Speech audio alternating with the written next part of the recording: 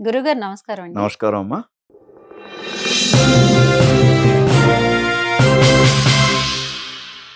ఇక ఫిబ్రవరి నెలలో తులారాశి వారికి ఎలా ఉండబోతోంది?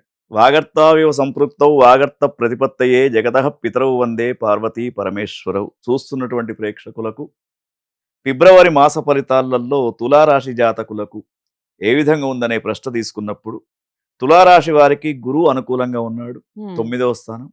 శని భగవానుడు అనుకూలంగా ఉన్నాడు, ఓహ్! 6వ స్థానం. తర్వాత రాహు అనుకూలంగా లేడు, హ్మ్. 5వ స్థానం. హ్మ్. కేతువు 11ంట ఉన్నాడు, హ్మ్. చాలా అనుకూలమైనటువంటి స్థానం.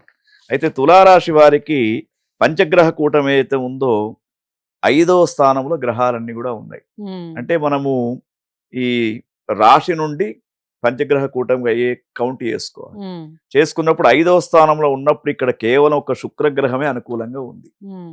మిగతా ఏ గ్రహాలు అనుకూలంగా లేవు. కాబట్టి కొంతవరకు కానీ అసలైనటువంటి గ్రహాలు అనుకూలంగా ఉన్నాయి. హ్మ్. గురువు బాగా ఉన్నాడు, అన్ని సూప్ బాగా ఉన్నాడు. హ్మ్. కాబట్టి ఈ తులారాశి జాతకులకు ఈ యొక్క ఫిబ్రవరి మాసం అత్యంత వైభవంగా ఉంటుంది. హ్మ్. గత కొన్నేళ్లుగా ఎదురు చూస్తున్నటువంటి ఏదైతే వ్యాపార విషయాలు కావచ్చు, హ్మ్. భార్యాభర్తల యొక్క గొడవలు కావచ్చు, కోర్టులో ఉన్నటువంటి కేసులు కావచ్చు, హ్మ్. అవన్నీ కూడా సక్సెస్ అయ్యే అవకాశాలు ఓకే. కనబడుతున్నాయి. విద్యార్థులకైతే ఈ ఫిబ్రవరి మాసం హ్మ్.